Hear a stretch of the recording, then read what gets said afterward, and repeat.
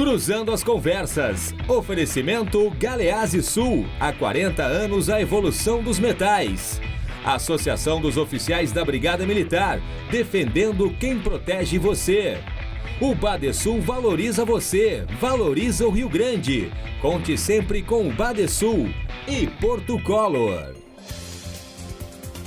Boa noite, eu sou Guilherme Macalossi e começa aqui na RDC TV mais uma edição do Cruzando as Conversas, o seu programa de análises, entrevistas, debates, sempre com a perspectiva dos nossos convidados sobre os assuntos mais importantes do momento em Porto Alegre, no Rio Grande do Sul e no Brasil. Você pode nos assistir pelos canais 24 e 524 da Claro Net TV e também pelas redes sociais, @RDCTV Digital. Acompanhe o nosso programa, mande a sua mensagem, participe. A sua interatividade é fundamental. Nós estamos em todas as plataformas, no Facebook, no Twitter, no YouTube, no Instagram. O nosso programa pode ser também acompanhado através do formato do podcast. Procure o Cruzando as Conversas no seu Spotify, no Google Podcasts e também através dos demais agregadores. No nosso site, rdctv.com.br, é só clicar na aba Podcasts e daí achar o Cruzando as Conversas, fazer o download no seu smartphone. O Cruzando as Conversas é um oferecimento da Associação dos Oficiais da Brigada Militar, defendendo quem protege você. De Galeazzi Sul, há 40 anos, a evolução dos metais. Porto Color, soluções gráficas. A Porto Color, atendendo através do WhatsApp. Tem os serviços da Porto Color na sua casa. E Badesul, quem valoriza o Rio Grande, está ao lado dos gaúchos em todos os momentos, principalmente nos mais difíceis. E o Badesul está sempre ajudando no desenvolvimento do nosso estado, com investimento, inovação e muito trabalho. Com esse propósito, o Badesul contribui para o crescimento do Rio Grande do Sul e, junto com você, luta para superar todos os desafios. É pensando nisso e no desenvolvimento que o Badesul oferece oportunidades de financiamento para produtores rurais, municípios e empresas dos mais diversos tamanhos e setores. A gente valoriza você, valoriza o nosso estado, Badesul, governo do estado do Rio Grande do Sul. Eu vou começar o programa dando um toque aqui para algo que eu considero muito importante e que tem sido alvo de uma intensa discussão no nosso programa, que é o andamento da reforma tributária. Nós falamos sobre reforma tributária anteontem, com as participações do deputado Fábio Osterman e do deputado Thiago Simon. Há uma enorme dificuldade de encontrar parlamentares que sejam a favor do texto da reforma. Aqueles que se posicionaram, na sua ampla maioria, se posicionaram contrariamente ao texto. E é importante que haja uma ampla discussão a respeito daquilo que está contido ali, porque diz respeito ao futuro do nosso estado. O futuro do Rio Grande do Sul passa pelo ambiente de reformas.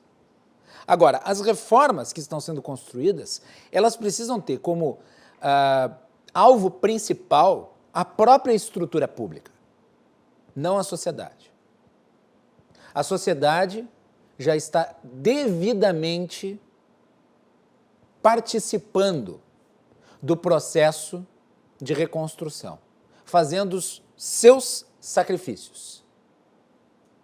Sacrifícios esses que são fundamentais e que acabam revertendo-se no dia a dia, através dos gastos que nós temos com tributação, e com, obviamente, a necessidade de pagarmos por serviços privados, já que o Estado é ineficiente.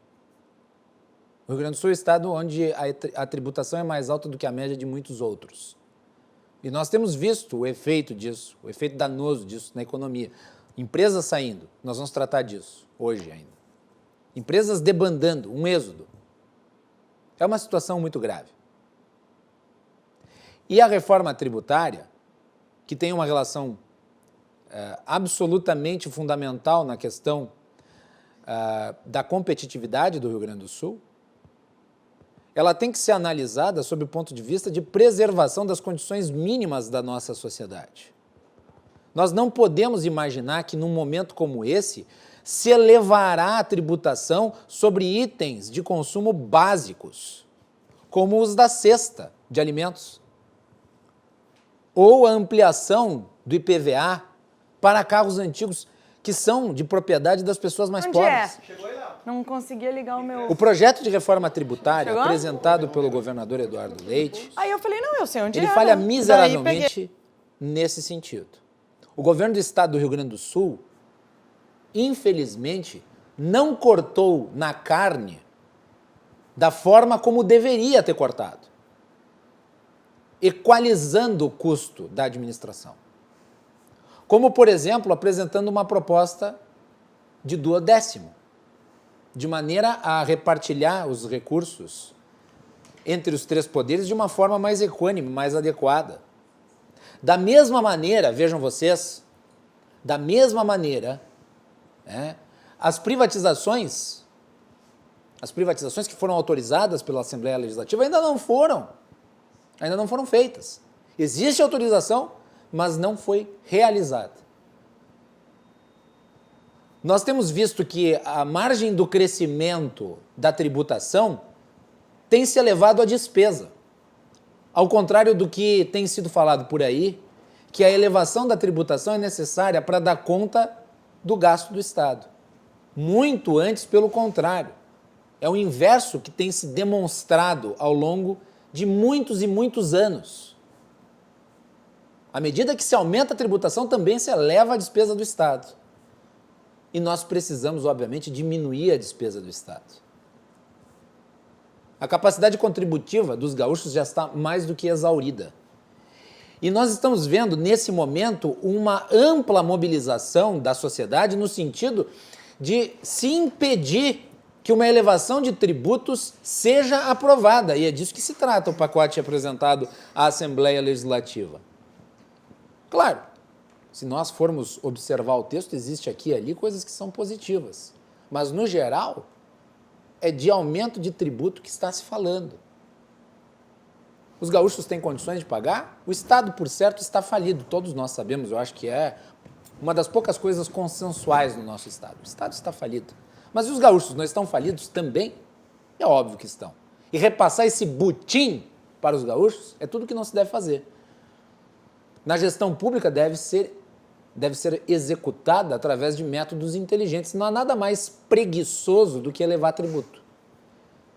É o método mais fácil de dar com os burros da água, até porque a tendência com o excesso de tributação é a arrecadação é menor.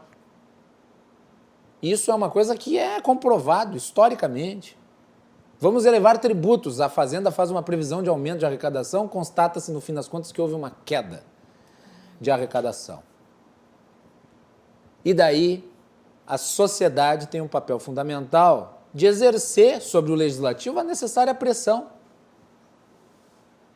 E as entidades têm papel nisso.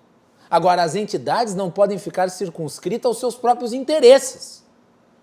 Quer dizer, eu tive o meu interesse atendido, e a partir do momento em que eu tive o meu interesse atendido, bom, então dane-se o resto da sociedade. Então, eu sou contra impostos para mim, para os outros, tudo bem. Meus caros, não é com esta umbigocracia, este geoumbiguismo, que nós vamos solucionar os problemas. E o governador certamente também não resolverá os seus problemas repassando o custo do Estado para a sociedade. O Estado do Rio Grande do Sul tem muito o que cortar ainda. E nós sabemos disso. Não é à toa as dificuldades de se aprovar esse texto. O governador que até aqui teve maioria para aprovar tudo. Nesse caso, encontra dificuldades. Não é à toa, foi adiado para a semana que vem a votação. E eu não sei qual que vai ser o destino. Os deputados Thiago Simon e Fábio Osterman disseram que o ideal seria o governo retirar o projeto de pauta. Pelo menos a urgência. Para não votar coisa em cima das coxas, aos trancos e barrancos, tentando forçar que isso seja aprovado de qualquer jeito. E nós vamos continuar fazendo o nosso trabalho de análise e abrindo espaço para que todos se manifestem, inclusive aqueles que eventualmente sejam a favor. São difíceis de encontrar, né? São difíceis de se encontrar. Mas nós sempre deixamos o espaço à disposição. Tá bem? É isso aí. No programa de hoje, nós vamos falar sobre mulheres na política e vamos falar sobre reformas. Para falar sobre esses dois temas, eu tenho duas queridas amigas que estão aqui. Patrícia Alba, que é presidente do MDB Mulher do Rio Grande do Sul, também suplente na Assembleia Legislativa. Patrícia, bem-vinda. Boa noite. Muito obrigada. Boa noite, Guilherme Macalossi. Boa noite a todos que estão nos assistindo. Estou muito alegre de poder estar aqui conversando contigo a respeito do tema das mulheres na política, que é um tema caríssimo para mim.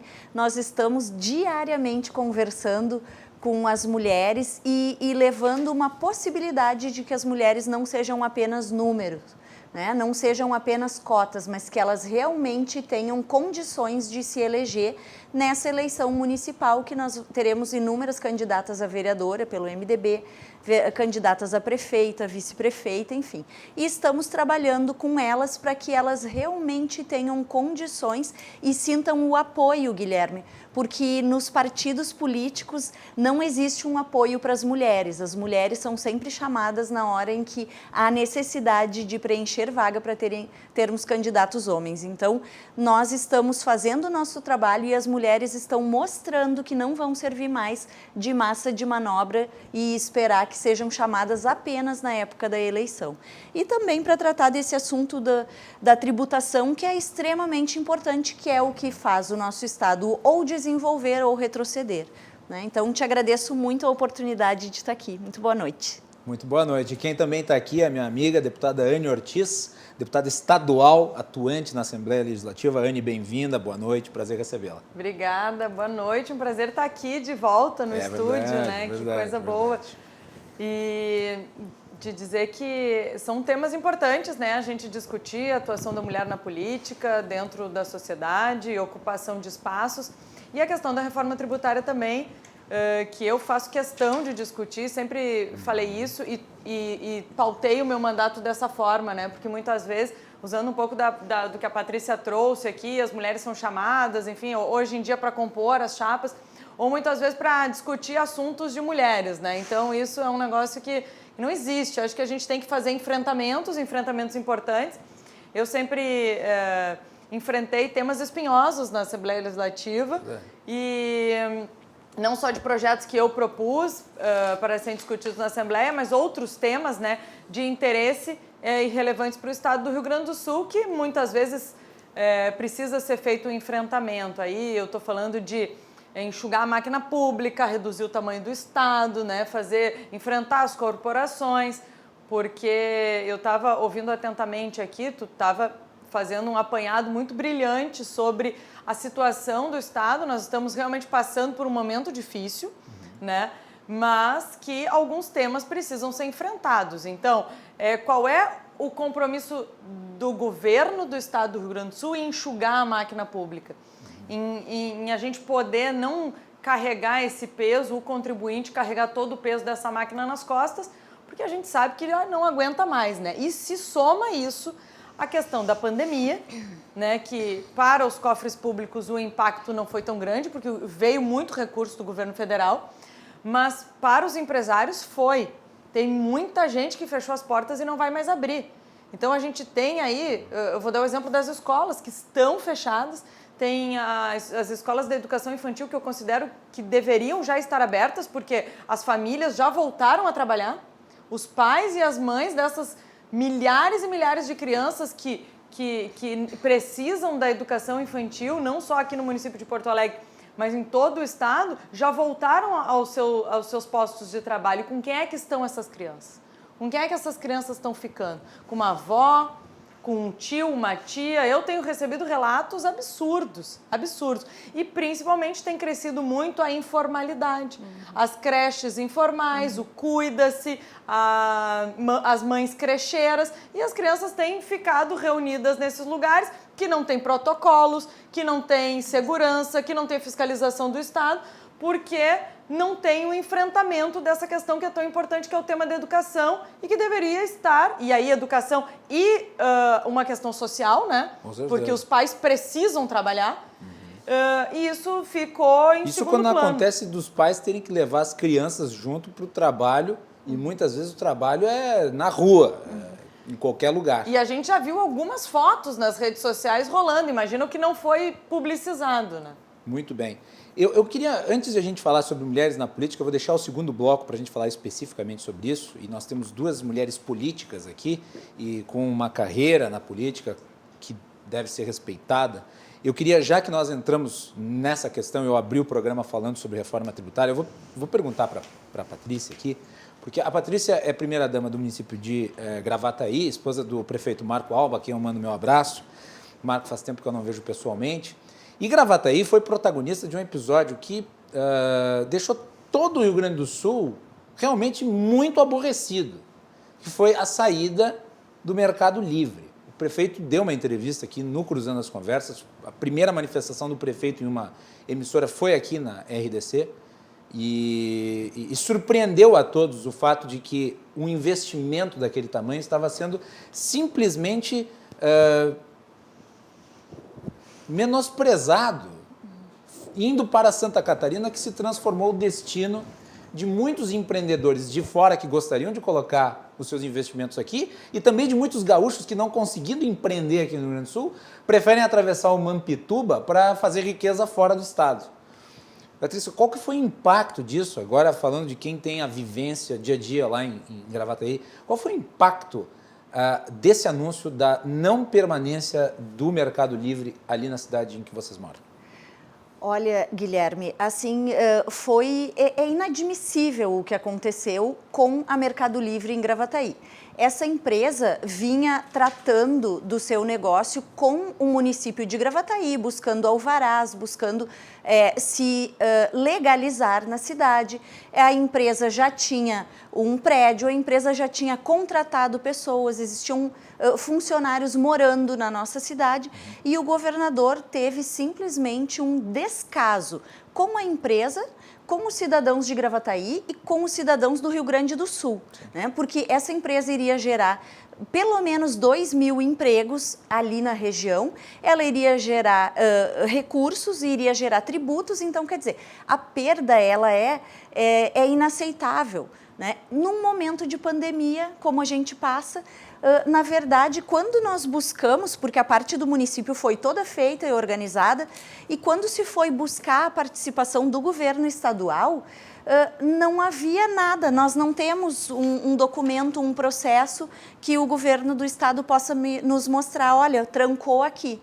Eles agora colocam a culpa na empresa, que a empresa não quis ficar no estado. Agora, se a empresa veio para cá, alugou uma sala, contratou pessoas, fez tudo o que tinha que fazer, ela não quer ficar aqui, né? Então, a gente também não pode aceitar isso como sendo uma resposta, né? Nem a transparência nós tivemos por parte do governo do estado. Quer dizer, eles não deram a menor atenção para um empreendimento dessa magnitude e agora a gente percebe aqui nessa reforma tributária, que na verdade é praticamente aumento de impostos só, né? Que também não existe nenhuma tentativa por parte do governo de resolver essa situação tributária, porque encher o cidadão com mais impostos não vai resolver, porque tu foi corretíssimo no que tu disse, não vai aumentar a arrecadação de impostos, vai diminuir, as pessoas vão perder empregos e a arrecadação consequentemente vai ir caindo. Então, nós temos que olhar de uma outra forma. E o nosso estado, enorme do jeito que é. Nós que trabalhamos, eu e a Anne, que conhecemos... Boa noite, Anne, que não tinha te dado boa noite ainda. Nós que conhecemos a estrutura pública por dentro, nós sabemos que tem que existir, sim, uma organização, uma reorganização, porque esse formato que está aí não tá surtindo resultados. Quer dizer, o Estado é imenso, nós pagamos tudo o que entra, nós pagamos em retorno para a máquina pública e em serviço para o cidadão, o que volta? Né? O cidadão não tem serviço, não volta nada. É aquilo que tu estava dizendo, o cidadão tem que buscar e pagar privado aquilo que ele não recebe. Só uma margem da sociedade consegue fazer isso. Exato, e os outros ficam realmente à margem. né, da sociedade não conseguem ter nada. Então, assim, esse governo, infelizmente, está indo por um caminho que vai manter o nosso Estado nessa situação difícil que está. Né? E realmente, o que a Anne dizia, a situação das escolas de educação infantil, ela é crítica, né? Tanto para o empreendedor quanto para aqueles que precisam da escola. Ontem nós tivemos uma reunião na Prefeitura de Gravataí com proprietários de escolas privadas que têm toda a regulamentação, que estão dentro das normas de higiene, que conseguiriam prestar um serviço adequado e aí não podem fazer isso porque o governo proíbe. Não, mas o governo já liberou, Patrícia.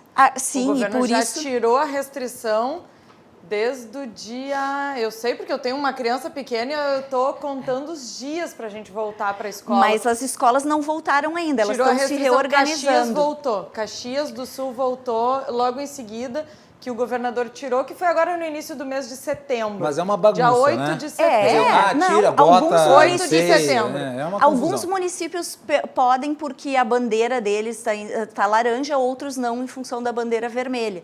Enfim, lá nós estamos programando a volta porque nós vamos sair da bandeira vermelha, então nós já conseguimos programar essa volta com eles. Mas esse é um dos exemplos só dos empresários que estão com dificuldades, né? Então, O setor inteiro. todo o setor de serviços está com dificuldades. Anne, além disso que a Patrícia falou sobre o Mercado Livre, nós tivemos também recentemente a Siemens, o Mercado Dias e agora, aparentemente, a Amazon está querendo fazer um investimento aqui no Rio Grande do Sul. Eu fico com medo. Quanto tempo será que a Amazon vai levar para, eventualmente, ter o mesmo destino dessas outras empresas? A gente torce que não, né?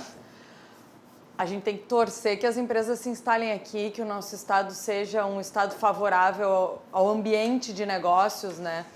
E que lamentamos, óbvio, o que aconteceu com o Mercado Livre. Acho e mais impactante ainda, a questão do Mercado Livre é o momento que isso aconteceu, sabe? Onde a gente está com tudo fechado, com desemprego crescendo. Tem mais de 1 milhão de desempregados no Brasil a partir dessa pandemia. O Rio Grande do Sul, só para vocês terem uma ideia, Anne e Patrícia, é um estado dentre a maioria dos estados do Brasil em que tem mais gente recebendo auxílio emergencial do que recebendo com folha, na carteira assinada. Isso é absurdo, né? É absurdo. É como a é que a gente vai assinatura da pensar... falência. Né? Exatamente. Como é que a gente vai Estado. pensar em desenvolvimento quando se tem um dado que nem esse, né? Que tem mais pessoas recebendo o auxílio, que é importante nesse momento, mas que não pode ser o que vai sustentar essas famílias. O que a gente precisa dar para a sociedade é oportunidade, emprego, renda, dignidade, e não um auxílio emergencial que termina, eu acho que acredito agora no final do ano, né? Termina o auxílio emergencial, mas que muitos desses trabalhadores não vão ter uma porta para bater. Então, a gente precisa trabalhar para que o Rio Grande do Sul seja um ambiente propício para receber essas e outras tantas empresas que venham se instalar aqui. E a gente ainda tem a dificuldade da nossa localização, né? Então, a logística fica um pouco complicada a partir daqui do Rio Grande do Sul. Então, o Rio Grande do Sul tem que criar um ambiente mais favorável, mais próspero para isso. E falando um pouquinho sobre reforma tributária e arrecadação... Contra, Anne, tu vai votar contra. Tu já se posicionou Já publicamente. me posicionei, mas eu queria só fazer uma linha do tempo aqui, se tu me permite. Permito, claro. Eu não lhe permito nada. Eu venho da iniciativa privada, tá? Eu abri com 18 anos meu primeiro pequeno comércio aqui em Porto Alegre, no bairro São João. Depois mudei de ramo, porque era muito difícil o ramo que eu atuava. E aí mudei de ramo, abri uma outra loja em Novo Hamburgo, com outro ramo, mas depois, por conta da faculdade, da distância entre Novo Hamburgo, Porto Alegre e a faculdade, todas as questões, estava também querendo entrar dentro da minha área de formação, que é o direito, trabalhar em escritório de advocacia, acabei vendendo lá também. Mas eu sei como é que é a vida do empresário. Entendeu? É muito diferente do que falam por aí, que o empresário só pensa em lucro, que tem grandes lucros. É muito difícil tu abrir uma portinha, tu empreender, tu trabalhar. Porque ninguém divide contigo o risco, né? Do teu negócio dar certo. Ninguém divide contigo o prejuízo. Quando eu fui assaltada inúmeras vezes, quando eu tinha minha loja aqui em Porto Alegre, às 7 horas da noite, às 6h30, com a loja lotada, e entravam os bandidos lá, roubavam o dinheiro do caixa, dos clientes, iam embora e tudo tranquilo. Entendeu? Só que o imposto eu tinha que estar com ele em dia, ali no dia certinho. Então, assim, ó, é muito complicado a situação. Então, quando eu entrei para a política e decidi participar da vida pública, entre outras questões, eu sempre tive comigo e carreguei o princípio de que a gente já paga impostos demais. Tu era vítima do bandido, o bandido itinerante e o bandido estacionário, é uma expressão da ciência política, que é o Estado. O Estado é o bandido estacionário. O sócio majoritário, né? O sócio do atraso. Então, assim, ó, eu sempre tive isso como um princípio, regendo o meu mandato e as minhas ações dentro da Assembleia. Acho que a gente precisa diminuir o custo, reduzir o custo, porque não tem mais como tu aumentar a receita. Então, em 2015, quando o então governador Sartori apresentou um projeto para a Assembleia Legislativa majorando as alíquotas de refrigerante, energia elétrica, comunicação de 25 para 30 e combustível e a alíquota geral de 17 para 18, eu votei contra por conta disso. Eu acho que a gente tem outras ações para fazer antes de aumentar os impostos. Pois bem, o projeto passou. Só que ele passou com uma trava, com uma emenda, que ele duraria até o final de 2018, essa majoração das alíquotas. Isso. Em 2018, a pedido do então governador, que inclusive isso falou abertamente na campanha, pediria mais 2 anos para então apresentar um projeto para a Assembleia Legislativa. Aí foi reapresentado o projeto para prorrogação dessas alíquotas por mais 2 anos, que é até o dia 31 de dezembro agora de 2020. Mais uma vez, Macalossi, eu votei contra a prorrogação dessas alíquotas, porque a gente precisa fazer o dever de casa e enfrentar temas que não estão sendo enfrentados. Agora vem a reforma tributária. A reforma tributária, ela não aumenta a arrecadação do Estado, ela não aumenta o imposto para gerar mais arrecadação, mas ela consolida essa arrecadação que está majorada. Então, nós estamos hoje, é por isso que muitas vezes se diz, mas a gente não vai aumentar impostos. Tu pode não aumentar o imposto numa forma geral e fazendo, claro, do item da cesta básica aumenta, mas do combustível diminui. Entre os que diminuem e os que o aumentam, tu mantém a mesma arrecadação. E se mantém a mesma arrecadação, está consolidando algo, né, que era para ser provisório. Isso. Estamos tornando permanente essa arrecadação majorada, da qual eu fui contrária lá atrás e, obviamente, vou continuar votando contra o projeto se a gente não enfrentar temas importantes na casa. Porque o 10º está parado na CCJ. E o governo parece que não tem disposição de botar para votar. Não, o 10º foi apresentado por nós, parlamentares. Sim, pelos parlamentares. Nós assinamos, 19 parlamentares assinamos a PEC do 10º para propor o 10º. Nessa semana ainda, fizemos uma reunião na Assembleia Legislativa com integrantes da Frente Parlamentar de enfrentamento aos privilégios para tratar de uma PEC, que é a PEC do teto. Eu achei excepcional essa ideia, uma PEC do teto de gastos para o Rio Grande do Sul. Exatamente. Excelente. Então a gente tem que enfrentar esses temas. Isso aí. Previdência dos militares, outro que ainda tema, não foi a votação, ainda não foi a votação. Não foi mandado, tinha ficado prometeram de colocar em votação no passado ainda. Outro problema, Macalossi, e aí eu posso citar inúmeros aqui, mas, por exemplo, no final de 2018, nós deveríamos ter votado, mas foi uma opção política em não votar, porque a Assembleia pode votar que sim, pode votar que não, ou pode não votar alguma lei. Uhum. Eu, por exemplo, tive leis que eu apresentei, não foram votadas, foram arquivadas. O aumento, a partir daquele aumento que o STF deu, para o nosso Estado, né, que é o aumento dos servidores dos poderes. A Assembleia Legislativa optou por não votar. Inclusive, o salário de deputado dessa legislatura é o mesmo da legislatura passada. E a Assembleia decidiu por não votar. O que os poderes fizeram? Se auto-aumentaram. Mesmo sem legislação. Sem a legislação que corrige automaticamente, que a lei da automaticidade nunca foi votada na Assembleia, e a lei e aí, então, por não ter a automaticidade prevista em lei, nós temos que votar, cada aumento tem que ser votado na Assembleia. Isso. Esses aumentos não foram votados, mas mesmo assim foram concedidos. Isso também não foi... o deputado Sebastião Melo estava enfrentando esse tema dentro da Assembleia Legislativa. Mas, infelizmente, é o que tu disse, não tem... sustentação, né? Porque tu vai recorrer a quem? Ao judiciário? Exatamente. Que aumentou o seu próprio salário? Poucos têm coragem de enfrentar isso, de enfrentar realmente as corporações, como tu falava no início, que na verdade são as pessoas que são donas do Estado, que levam a maioria do retorno tributário vai para poucos funcionários, né, estatais, enquanto a gente tem uma maioria de população que passa despercebida, como se não fizesse parte. Aquela que paga não tem retorno nenhum. Né? Não, e acaba caindo sempre nas costas do servidor do Poder Executivo. Isso, né? Inclusive se criou casta dentro do brigadiano. funcionalismo. Sim. O judiciário não está afetado, mas os professores e policiais estão. A Assembleia Absurdo. Legislativa não está afetada. Então, assim, eu gosto de dizer que...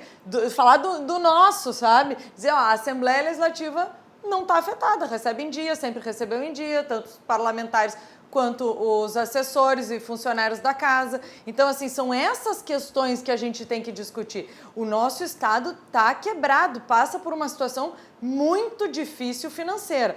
Tem que resolver isso, só que primeiro tem que olhar para dentro e tem que tentar, e a dificuldade tem que ser compartilhada entre todos. Bem, Patrícia, como é que tu vê, por exemplo, o posicionamento da bancada do MDB na Assembleia, que se colocou contrariamente, fechou questão, é a segunda bancada a fechar a questão, a primeira foi do Novo, a segunda do MDB, contra o texto da reforma tributária. O Thiago Simon esteve aqui na terça-feira e falou a respeito um pouco, mas eu queria a sua análise, já que você é suplente, Sim. Você estava ali entre as mais votadas, só não entrou por causa da questão do quociente. Mas certamente fez mais votos do que muitos dos que estão lá na Assembleia. Mais votos do que 15 deputados. É isso aí. Vai lá, fale. Bom, para início assim, de conversa, Macalossi, eu entendo que o MDB não deveria ter entrado no governo, porque nós disputamos contra o governador Eduardo Leite. Deveriam ficar independentes na sua avaliação. Sim, eu achava que nós não poderíamos entrar no governo, mas nós deveríamos votar aquilo que a gente entendia que era correto no governo Sartori. Então, aquelas propostas que estavam de acordo com o que nós entendíamos de projetos do governo que seriam benéficos para o Estado, a gente tem que votar. Mas para isso não precisa estar no governo, né? Agora... pelo menos a bancada tomou essa posição, que eu acho que foi muito correta, porque essa proposta de reforma, ela está muito injusta. Nós precisamos fazer justiça social. E essa reforma, ela faz uma injustiça com aqueles que menos têm e que menos podem. Ela mexe na alimentação das pessoas. Quer dizer, o pobre ele consegue fazer o quê? Pelo menos a comida ele tem que ter no prato, e isso está sendo tirado do prato do gaúcho. Quer dizer, então nós não temos como partido político votar a favor de uma reforma nesse sentido como ela está aqui.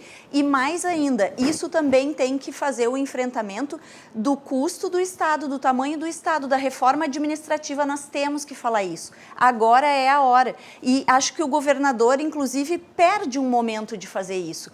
Porque se ele quer fazer uma reforma tributária, ele apresenta a reforma administrativa também, e aí ele mostra para a população, ele mostra para os parlamentares que ele não está querendo só buscar dinheiro e recursos, mas que ele está também cuidando para que o Estado seja eficiente, né? Então, ele deveria ter andado nessas duas vias, e não foi. É uma via de aumento de impostos. O governador encamparia a proposta dos parlamentares aí na PEC do teto de gastos estadual. Porque sem dúvida. O teto de gastos é importante, é uma medida importante. Ela gera segurança jurídica. Eu não tenho dúvida disso. Acho que teto de gastos é importante sempre. Mas nós sabemos que o teto de gastos ele não funciona efetivamente na prática, né? Muitos penduricalhos existem, e se tu for observar, tem ali no site da Transparência do Estado, tem no site da Transparência do Governo Federal, quantas pessoas recebem acima do teto. E aí, por maneiras de chamar, né, os rendimentos de uma forma diferente, acaba não estando sujeito ao teto.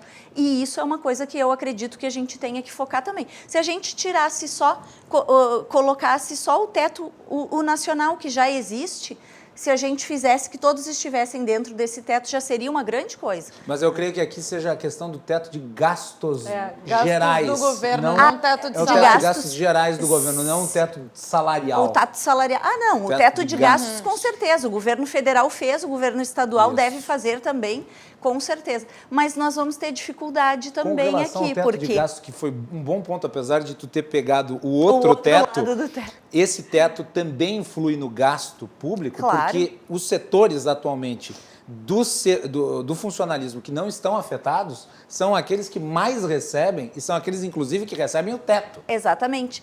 Isso é importante apontar. E o teto de gastos, ele faz algo que que nós somos obrigados a fazer, né? É não gastar além do que se tem. Isso. E a administração pública não tem esse costume.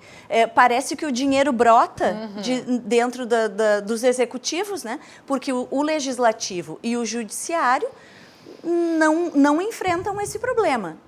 Só repassam o orçamento, né? E o dinheiro chega. Né? E lá no executivo, que as pessoas esperam que tenha saúde, que tenha educação, que tenha investimento, que investimento a gente não fala mais no governo do Estado.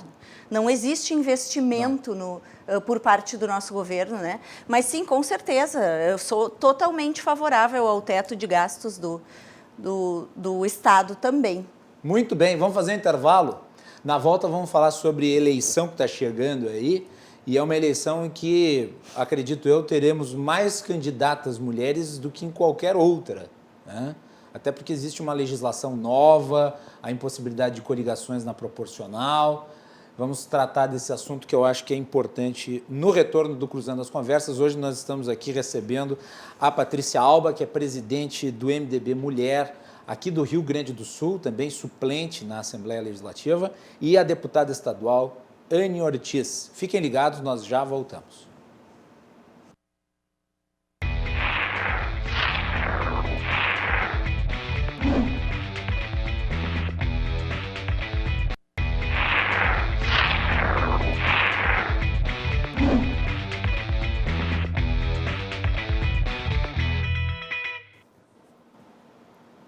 Estamos de volta aqui no Cruzando as Conversas. O nosso programa hoje recebe a Patrícia Alba e a Anne Ortiz. Estamos falando sobre reformas, agora nós vamos falar sobre o papel da mulher na eleição, né, que está chegando.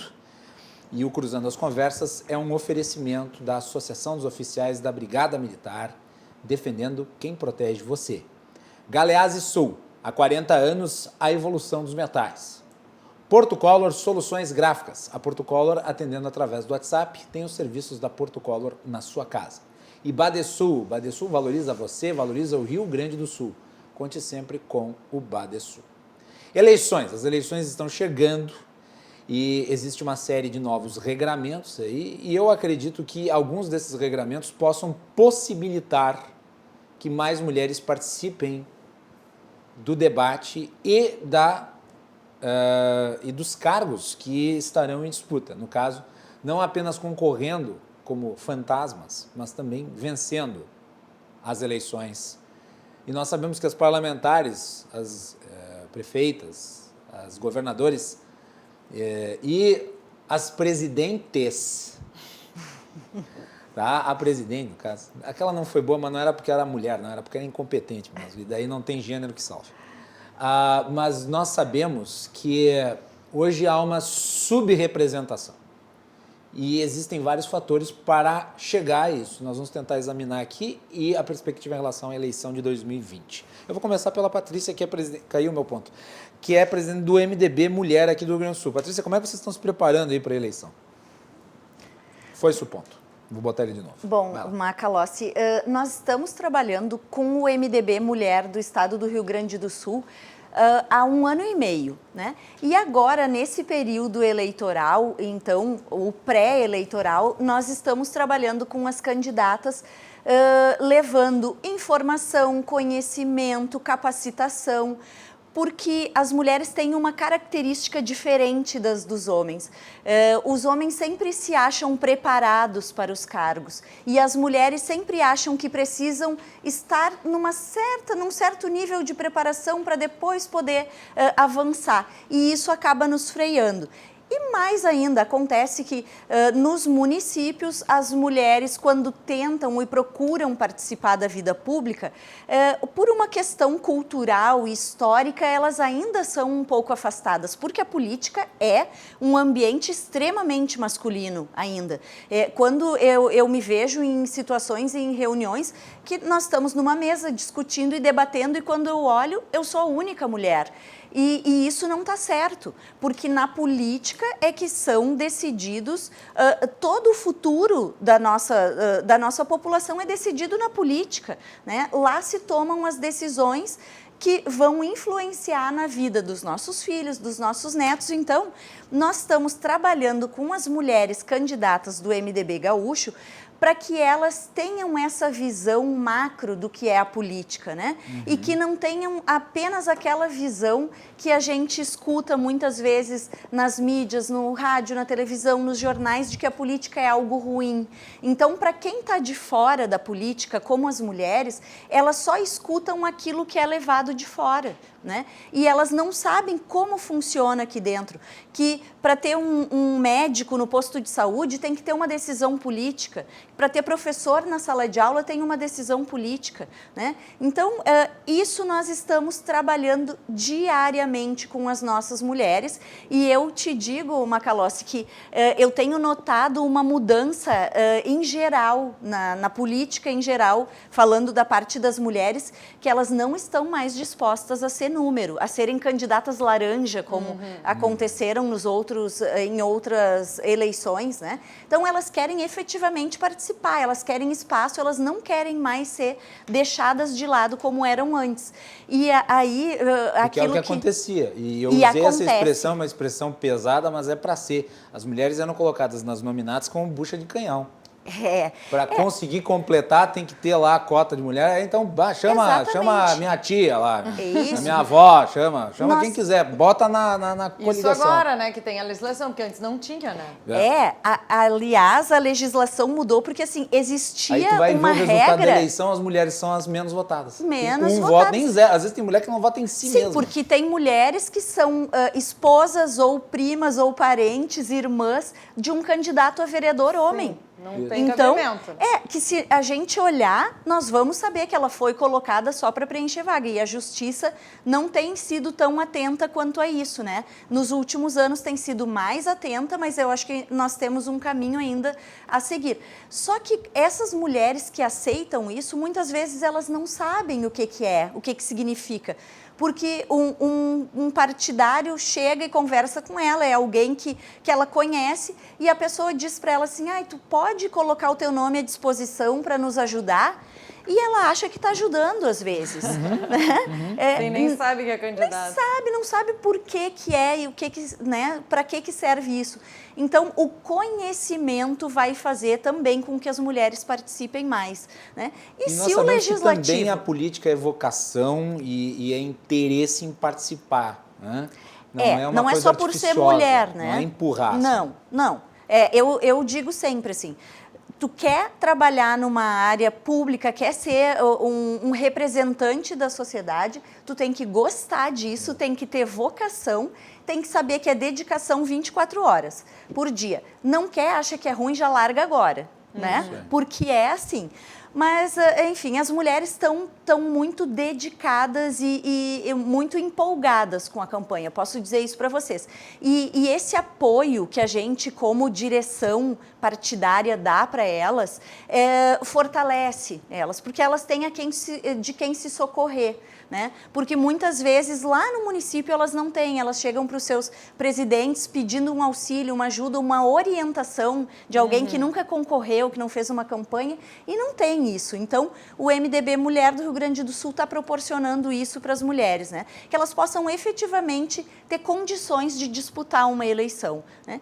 E se os legislativos, eles são a representação da sociedade, Se nós somos mais de 50% de mulheres na sociedade, nós temos que ter mais de 50% ou 50% nos legislativos, que é onde se fazem as leis, que é onde se pensa política pública. Quer dizer, eu costumo dizer, Macalossi, não é uma disputa com os homens, de forma alguma. Não, eu também né? acho que não seja. É uma parceria, e eu não acho que os homens sejam maus, sejam ruins, de forma nenhuma. Nós temos que nos complementar, porque nós buscamos direitos e oportunidades iguais aos homens. Nós não somos iguais, né? E essas características diferentes entre os homens e as mulheres é que podem fazer com que a gente tenha uma sociedade melhor depois. Quer dizer, quem passa pela situação, quem é mulher, a deputada Anne agora teve um filho há pouco tempo, já deve estar grandinho, uns 2, 3 anos. Não, 1 e 5. Ah, 1 e 5, ainda bem bebê, então. Mas aí a gente sabe qual é a necessidade de uma mãe trabalhadora, o que é que ela precisa para si, para o seu filho, para o seu ambiente familiar. Quer dizer, um homem não necessariamente vai saber isso, porque ele não passa pela situação, não porque ele é ruim, né? Mas porque ele não passa por essa situação. Então, eu acredito que as mulheres têm que começar a compreender a importância que é para toda a sociedade que elas participem, né? Mas, claro, com vocação, né? Eu também entendo assim, não é votar em mulher porque é mulher, mas porque ela tem algo a acrescentar. E sempre tem, né? Todo mundo tem, isso é algo que eu converso muito com as mulheres também, porque a gente fica analisando, Macalossi e Anne, por que as mulheres não participam, né? E talvez porque elas não vejam efetividade na política. A mulher é muito prática, ela toma uma atitude que vai dar um resultado. E muitas vezes na política elas não conseguem observar isso. Só que a política dá resultado. A política bem feita, a política de verdade, ela dá resultados.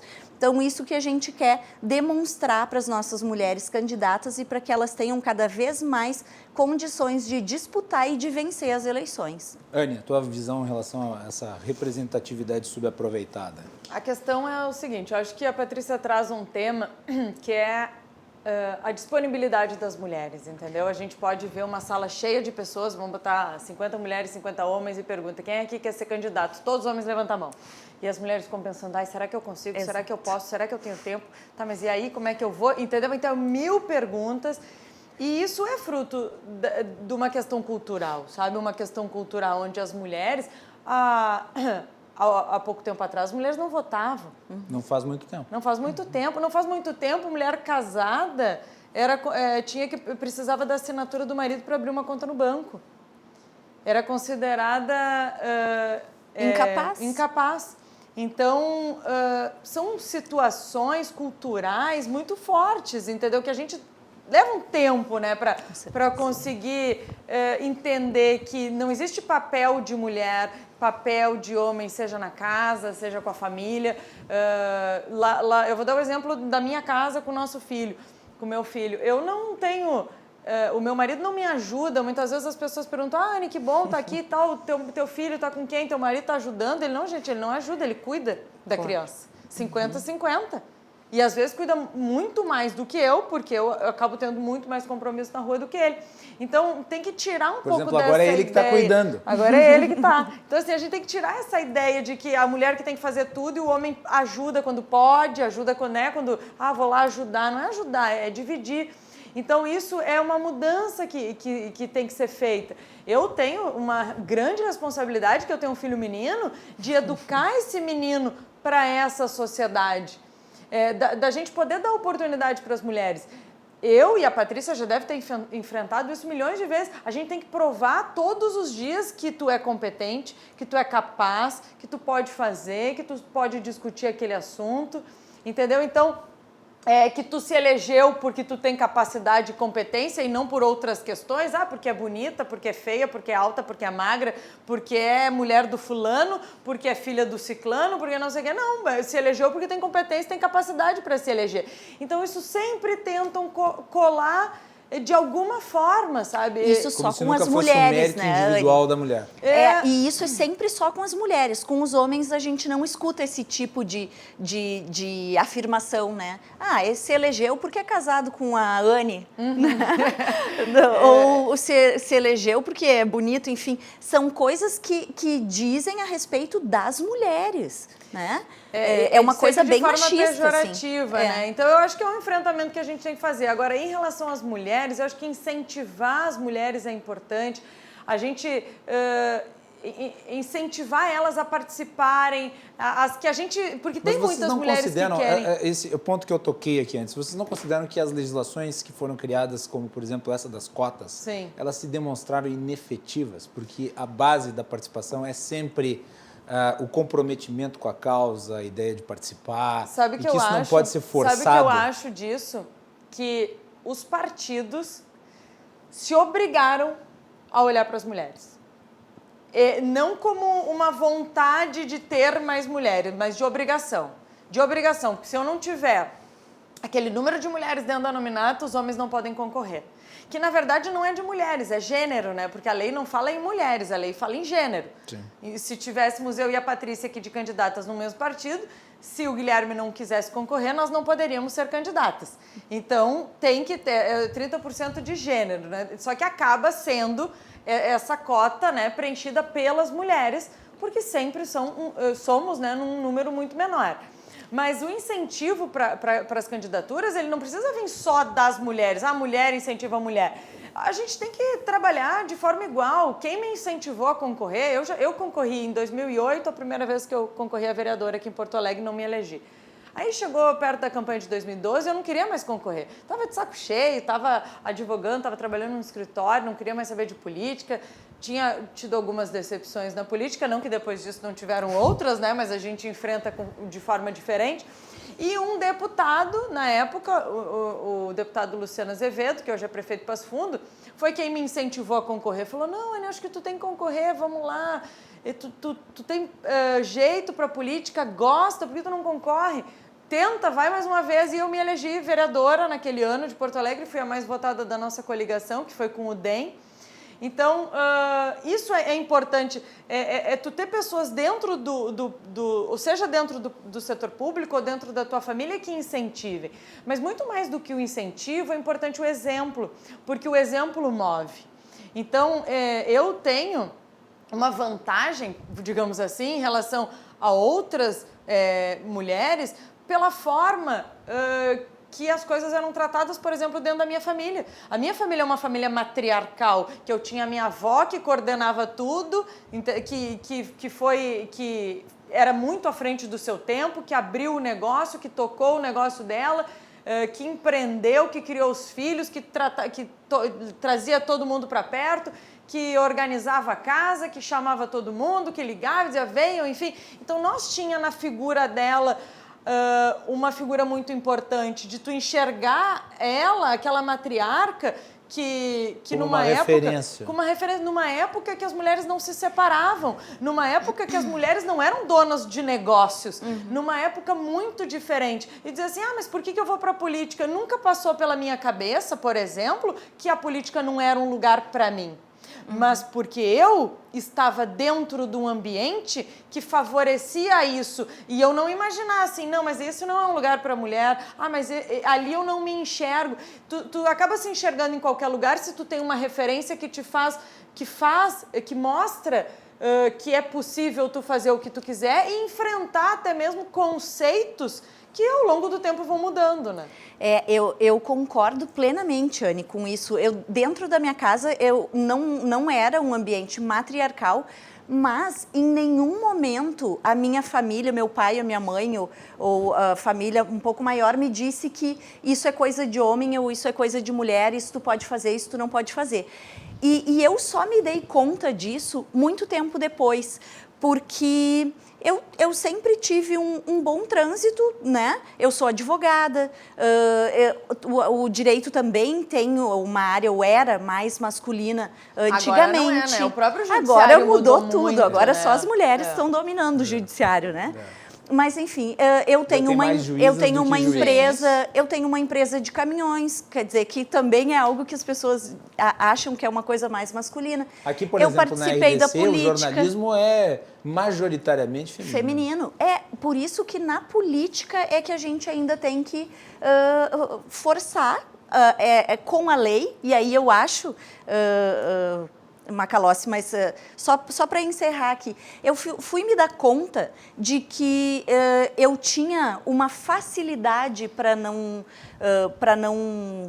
me travar com os preconceitos, e aí eu fui ver que isso vinha da minha família. Agora, há pouco tempo, eu fui convidada para uma palestra, 8 anos atrás, fui convidada para uma palestra sobre mulheres, e aí eu fui dar uma olhada, assim, era o mês da mulher, enfim, e fui avaliar tipos de preconceitos, né? Daí, mas eu já passei por isso, só que eu avancei, aquilo não me freou, não me travou, eu passei por cima disso. Só que tem mulheres que não conseguem, então a gente que tem essa possibilidade, nós temos que ajudar as demais. E a questão das cotas, eu queria te dizer assim, ela está sendo efetiva, ela está tendo efetividade. Tá. Assim, o que eu vou te dizer? Como a Anne disse, é demorado, é um processo. Né? Porque faz culturalmente poucas eleições que é o que tem essa obrigação. E aí eu queria te dizer o seguinte, no início a lei previa uma reserva de cotas para as mulheres. E aí, por exemplo, se nós uma reserva na época acho que era 20%, mas enfim, se nós tivéssemos... não podia preencher aqueles Exatamente. cargos. Né? Nós tivéssemos 10 cargos de vereador, 10 cargos para possibilidade de concorrer a vereador, preenchia 8 e deixava 2 vazios, entende? Aí, olha como se burla a lei para tentar afastar a participação das mulheres. Aí a lei veio e disse não. Tem que ser preenchido pelo menos 30% com cada gênero, né? 30-70, no mínimo 30, no máximo 70 de cada gênero, que atualmente somos as mulheres que preenchemos os 30%, né? Mas a lei, ela vem surtindo efeito, porque se eu que participo disso desde o início, lá desde a reserva, ou antes mesmo da reserva de cotas, né?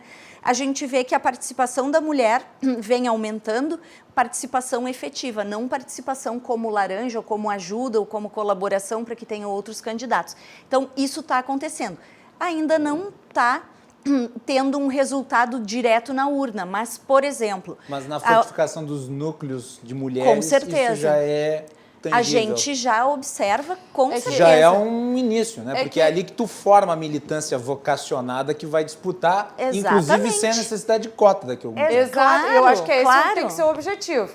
O objetivo tem que ser sem a necessidade de cota, né? Que tu ultrapasse a gente chegar nesse ponto, mas obriga os partidos a olhar para as mulheres e tentar buscar potencial, sabe? Porque antes só parecia que só se enxergava potencial em homens para fazer política. Hoje não, hoje tu tem que olhar para as mulheres também, obriga os partidos a fazer esse exercício, a incentivar, a instruir, a discutir política, né? A fazer essa discussão ampla, que é importante, é saudável. Eu acho que a gente tem que falar sobre isso, e falar sobre isso é importante. Até quero te parabenizar por trazer esse tema também dentro do programa, sabe? Dizer, olha, a gente precisa falar sobre a participação das mulheres, porque senão a gente vai ouvir frases, como eu escuto muitas frases absurdas, né? Umas que são impronunciáveis, outras que, Anne, eu vou votar em ti, que bom, porque sabe por quê? Porque eu gostei de ti, tu fala forte, fala que nem homem. Então, assim, aí tu acaba dizendo, não, eu falo forte, né? Eu sou filha de espanhol, então eu falo o meu volume da voz, ele é incontrolável, mas é que nem mulher. Então, assim, são coisas que são importantes a gente pontuar, sabe? Porque senão tu vai deixando passar. Mas se tu for verificar, as mulheres que se elegiam até um determinado período anterior eram mulheres totalmente masculinizadas. Quer dizer, a política não aceitava as mulheres femininas, né? Com as nossas características. Eram mulheres aquelas que gritavam, que batiam na mesa, enfim, presta atenção. Lembra da doutora Avanir? Mas eu não grito, eu falo alto, é diferente. Você está acusando as duas de gritar. Eu estou só lembrando de um caso de uma que gritava e que tentava emular o jeito de um gritalhão, que era o Enéas. Quer dizer, ela tentava emular o Enéas. Talvez menos por ser homem, o Enéas, e mais por ser o Enéas. Sim, por mas ser de qualquer maneira, folclórico. ela fazia isso. Lembra? Meu nome é Avanir. Ela fazia igual. Sim, mas isso e era uma forma até de sobrevivência dentro de um ambiente muito masculino. É, né? mas e outra Aliás, situação, tá aqui um filme que eu vou Macalossi. recomendar que vocês assistam, que é sobre uma política conservadora, A Dama de Ferro, Sim. que é estrelado brilhantemente pela Meryl Streep, que conta a história da Margaret Thatcher, e fala sobre isso que nós estamos tratando aqui, como aquela mulher que se transformou numa das grandes primeiras ministras da história da Inglaterra, ela adentrou no mundo da política num ambiente Nossa. completamente tomado pelos homens, e como ela fez história ali sem lacração, muito pelo contrário, sendo uma política conservadora. Vale muito a pena, assista esse filme. É um filme maravilhoso, né? filme maravilhoso. É que é diferente. A lacração, eu acho que tu nos dá uma deixa importante. A lacração, ela acaba assim, ó, atrapalhando esse debate o ele é movimento. poluído pela ideologização excessiva. É que daí tu coloca o homem como o adversário, entendeu? Aí tu coloca, não, porque o homem é machista. Eu ouvi uma frase de uma mulher numa cidade aqui do Rio Grande do Sul, que eu estava acompanhado de uma candidata vereadora, que nem era do meu partido, mas eu falei, olha, vem cá, era a única mulher do grupo. Vem cá, vamos dar uma volta, pedir uns votos. E eu entreguei um panfleto para uma senhora que estava andando na rua e ela olhou o panfleto e falou, uma mulher, Deus o livre, eu não voto em mulher de jeito nenhum. Então, assim, isso eu ouvi de uma outra mulher.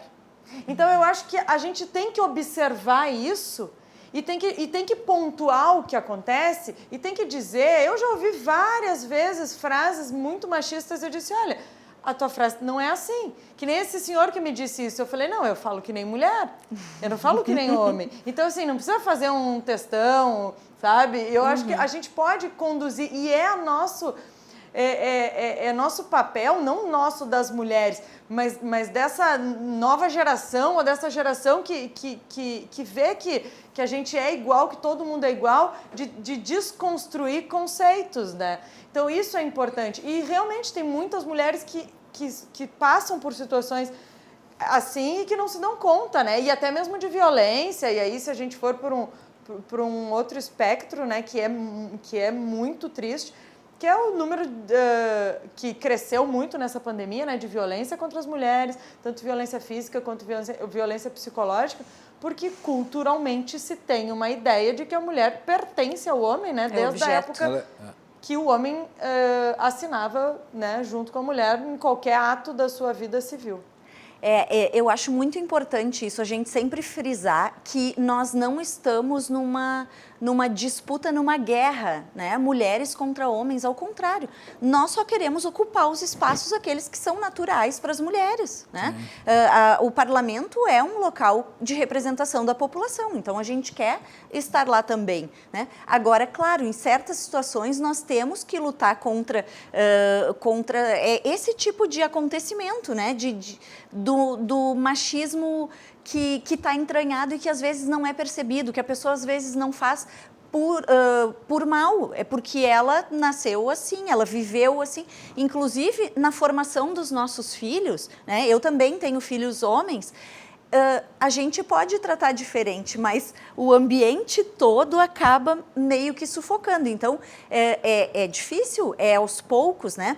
Mas eu noto também, e tenho certeza que é em função da lei, que os dirigentes partidários, de uma forma muito inteligente, estão chamando as mulheres e acolhendo elas, porque eles sabem que elas têm que participar, né? E eles sabem da dificuldade que é chegar na véspera da eleição e buscar uma mulher que não quer participar. Então, tem muitos, e isso também tem que ser valorizado. Eu deixo aqui o meu respeito a esses que estão fazendo.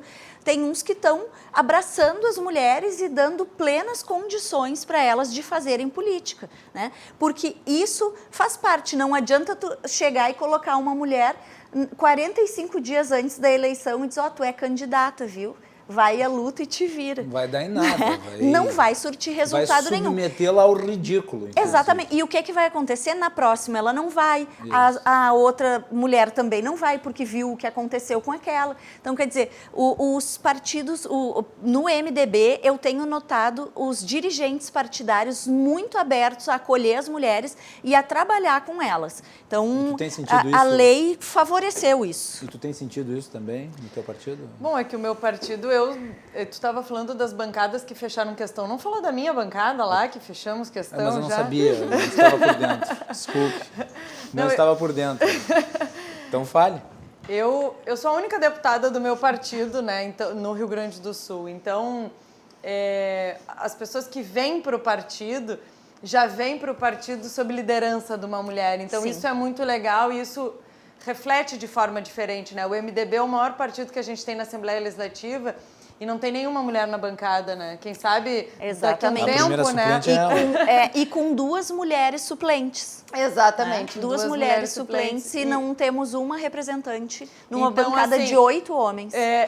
O Cidadania tem essa diferença por conta disso, sabe? Porque quando as pessoas falam do Cidadania, a gente tem candidaturas importantes agora nesse pleito aqui no nosso estado, candidatos a prefeitos, vice-prefeitos, vice-prefeitas e candidatos e candidatas a vereadores também, já se tem essa referência, sabe? Então, muitas mulheres, é o que eu estava falando do exemplo, falam, Anne, eu quero concorrer pelo teu partido, eu gosto de como é que tu faz o trabalho, das questões que tu aborda, discute, também quero combater os privilégios dentro dos municípios, dentro das câmaras de vereadores, trabalhar por um estado mais eficiente, enxuto, e aí acaba tendo essa referência. Então, a gente tem hoje um grande número de mulheres que eu fico extremamente feliz de poder atuar e discutir política junto com todas elas e com todos que fazem o partido, né? Eu acho que essa troca é muito importante.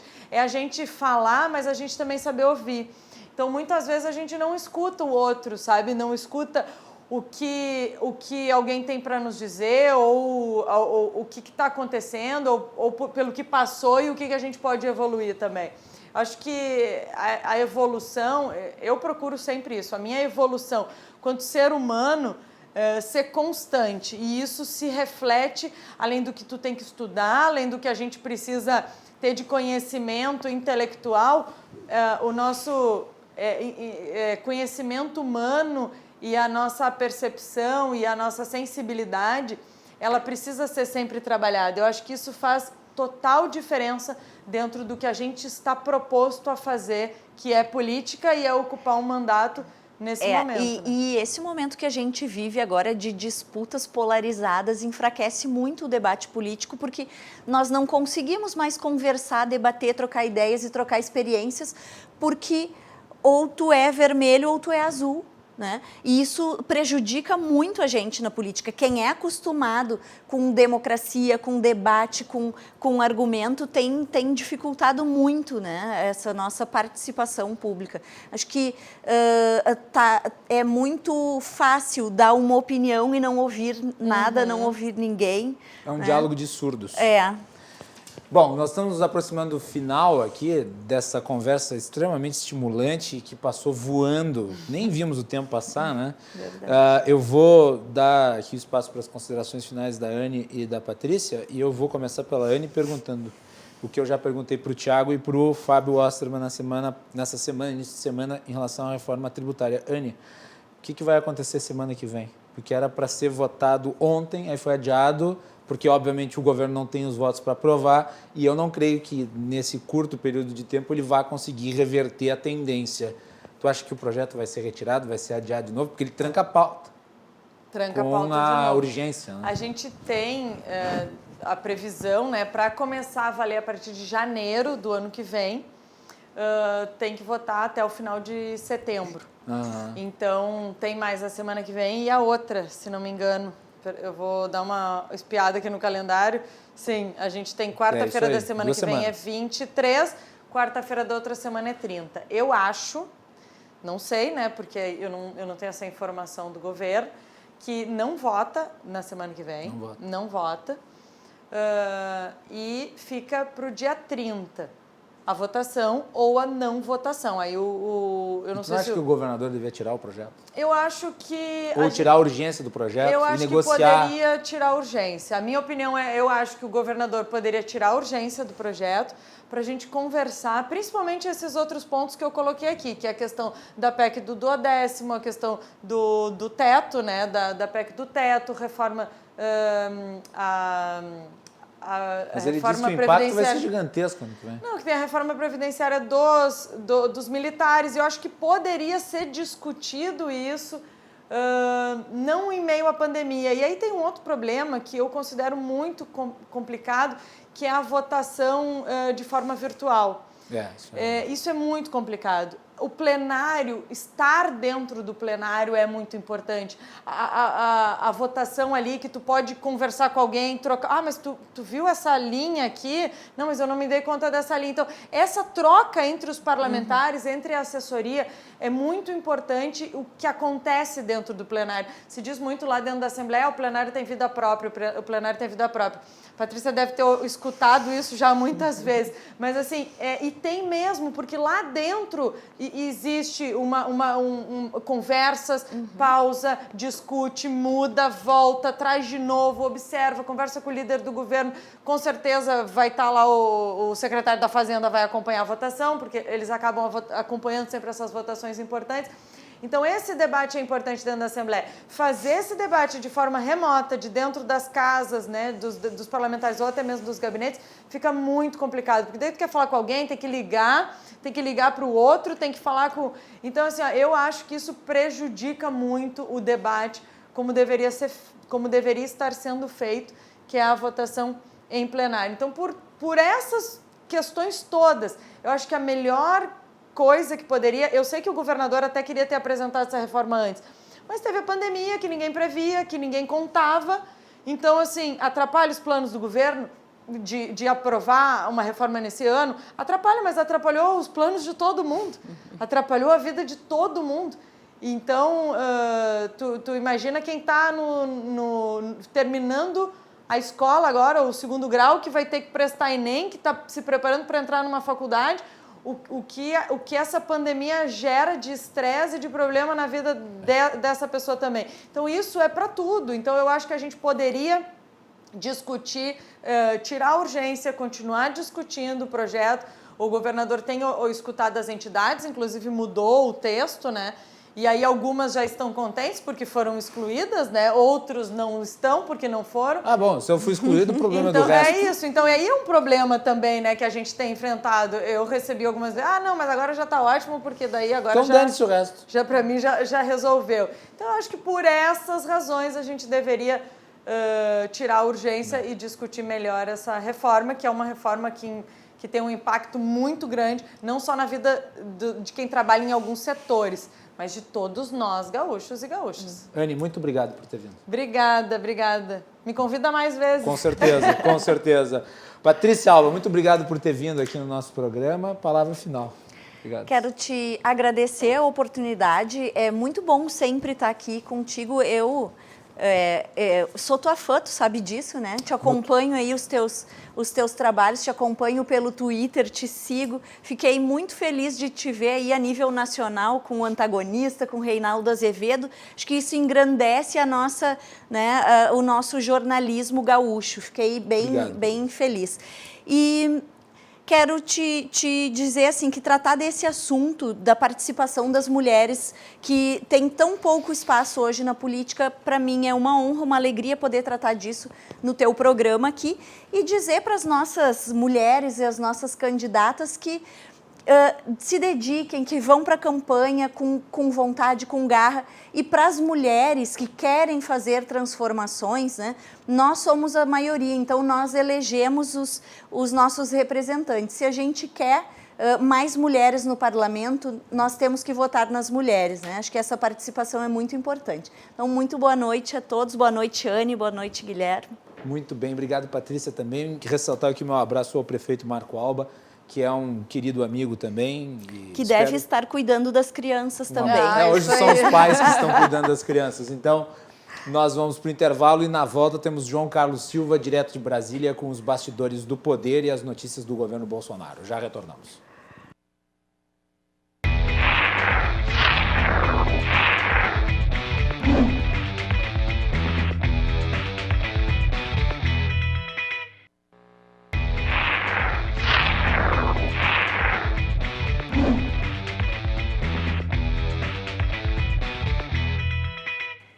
No último bloco do nosso programa, sempre a participação de João Carlos Silva, direto de Brasília. O Cruzando as Conversas é um oferecimento da Associação dos Oficiais da Brigada Militar, defendendo quem protege você.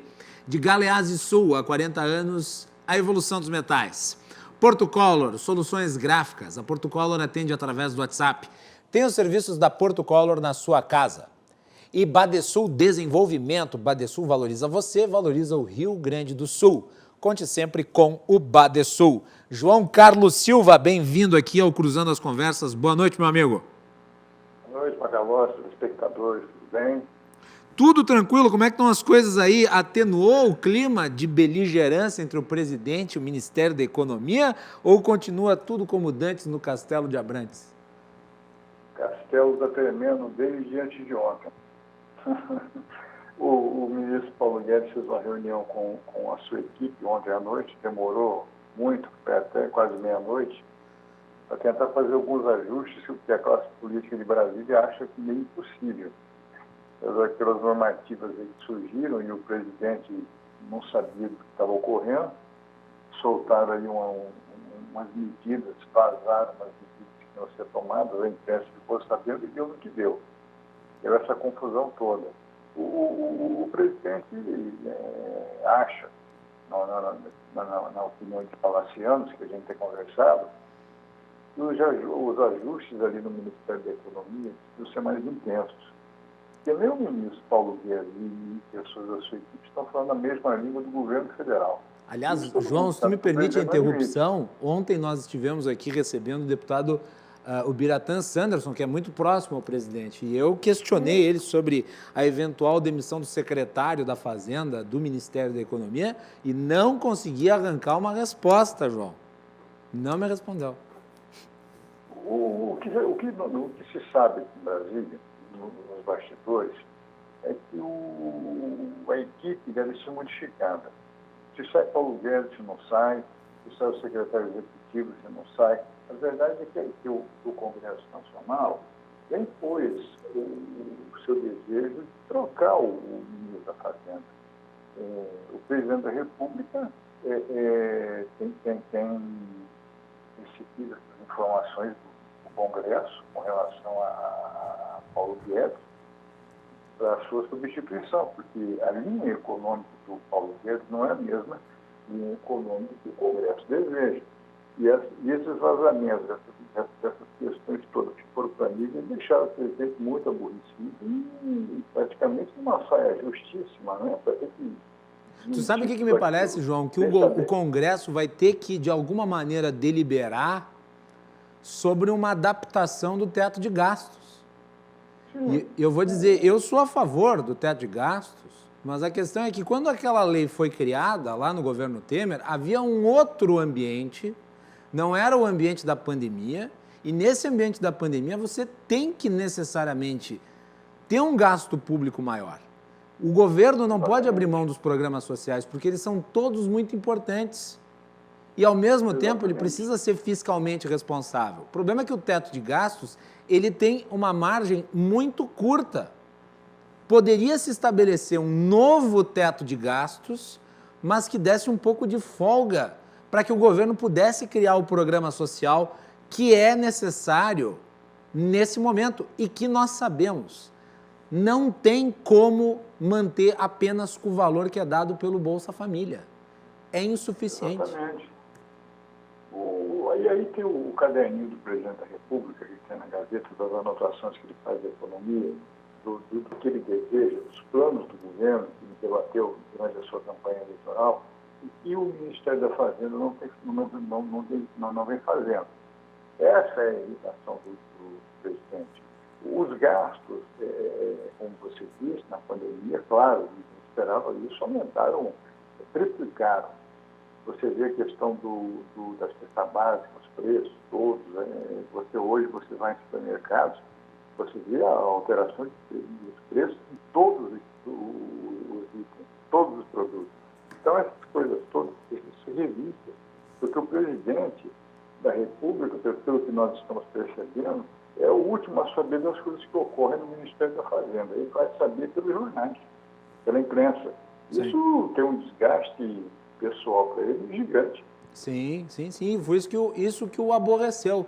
Porque aparentemente... Mas agora vamos lá. O presidente também, nesse ponto, apesar de ficar aborrecido, ele também lucra politicamente, né, João? Porque ele terceiriza as maldades para a equipe econômica, como se fosse um grupo à parte dentro do próprio governo. Então, tem um lado político que não é totalmente ruim assim. Não sei se é a avaliação que tu faz, mas eu faço. Não, você faz a avaliação correta, porque o acho político do presidente não está sendo afetado em nada. É pandemia, é crise no governo, a estimativa do governo é só de aumento de credibilidade perante a opinião pública. Sim. Quando você esperava, com todos aqueles desajustes que ele vinha fazendo, os palavreados que ele usava, as entrevistas que ele parou de dar na porta do Palácio, da Alvorada, isso seguiu um conceito que esse presidente dele deu para ele. Briga com o Congresso. Depois que ele amenizou toda essa situação toda, e mesmo assim, a credibilidade dele, do governo, estava subindo, você vê que agora ela aumentou. A tendência não afeta. Então, a economia está de um lado e o presidente está do outro. O que é uma coisa extraordinária, né? O que é uma coisa extraordinária. Aliás, a resposta que o Paulo Guedes dá àquela fala do presidente do cartão vermelho também é extraordinária. Parece que os subalternos não tem nada a ver com ele. Pois é, não é comigo. Sim, é uma coisa não meio louca. Nada. É uma coisa meio louca. Muito doida. João, um outro tema, eu estou pegando aqui e tem a ver com isso que nós estamos falando, porque é a necessidade de você encontrar os recursos para criar o programa. O Bolsonaro disse que o debate sobre o Renda Brasil estava encerrado, mas o relator do orçamento, disse que o Bolsonaro autorizou a inclusão de um novo programa social no orçamento para 2021. Ou seja, aquilo que nós tínhamos falado aqui no programa de que esse cartão vermelho não seria uma demissão ao ministro Paulo Guedes, mas seria a retirada, ou seja, o cartão vermelho no comando dele, na empreitada de criar o programa social, acabou se solidificando e se realizando. Quer dizer, o fato do presidente, né, autorizar o relator do orçamento a criar um novo programa social significa que a atribuição de encontrar esse programa e a fonte de renda para esse programa saiu do Ministério da Economia e foi parar no parlamentar, esse que é o responsável.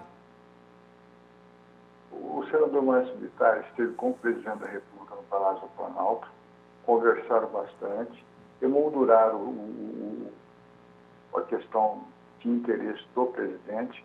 Ele foi autorizado a ir ao Ministério da Economia para discutir com a equipe econômica aquilo que o presidente queria dentro do orçamento para ajustar com o Ministério da Fazenda. Quer dizer, ouviu os dois lados, na verdade, para colocar dentro do planejamento do orçamento a questão de Renda Brasil e que eu vejo assim, o governo vai tem a tendência de criar um programa solidário que não vai de encontro a nenhum desses que estão dizendo. Eu acho que é um programa solidário do próprio presidente da República que vai ser, com o tempo, discutido e ajustado. É uma opinião que eu tenho. Eu acho isso. Eu concordo. Eu estou de acordo. Nós temos, na realidade, uma visão em relação ao que está se passando. Você está aí em loco, eu estou aqui à distância, mas nós estamos com uma visão muito próxima em relação ao que está acontecendo em Brasília. E eu tirei a prova disso ontem, João.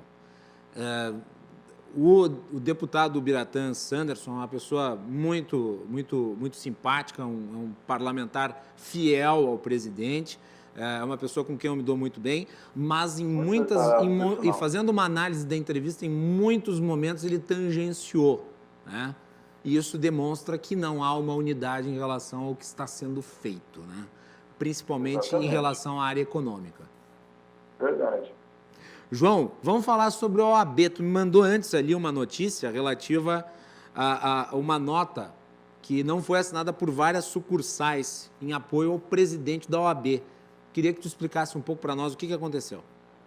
O presidente Felipe Santa Cruz, na verdade, ele sentou na cadeira de presidente e contrariou todo o organograma da entidade.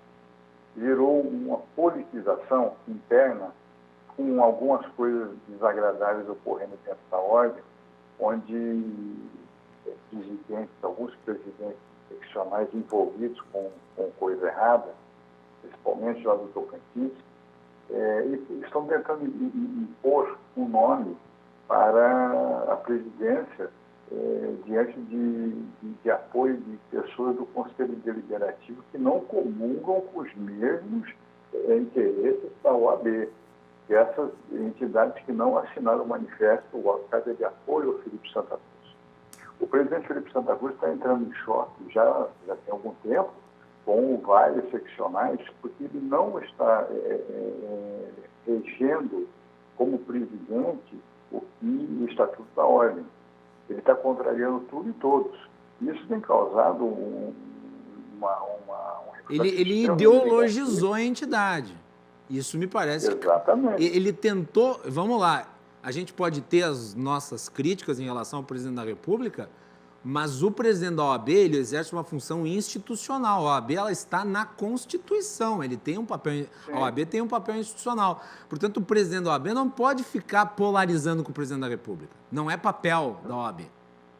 Exatamente. E internamente, teve algumas questões que contrariaram o Conselho Deliberativo de promoções, de ajustes econômicos lá dentro para beneficiar terceiros, que eram extremamente de confiança do presidente Felipe Santa Cruz e acabou contrariando as seccionais. Tá, o rompimento é muito grande, tende a acentuar.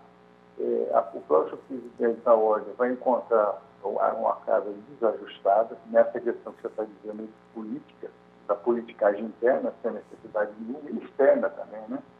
Porque o presidente Felipe Santa Cruz, quando os holofotes se voltaram para ele esqueceu que a ordem a ordem nacional, que você está usando a Constituição.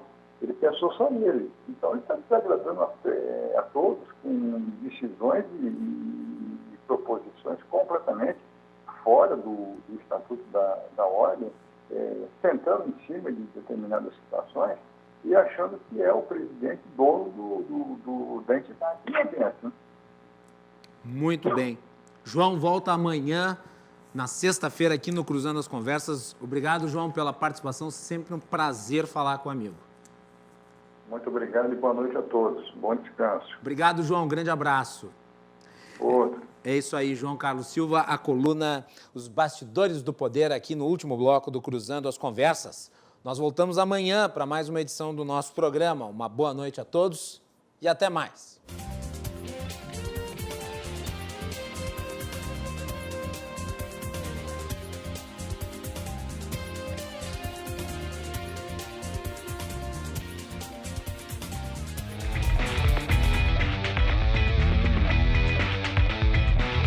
Cruzando as Conversas. Oferecimento Galeazzi Sul. Há 40 anos a evolução dos metais.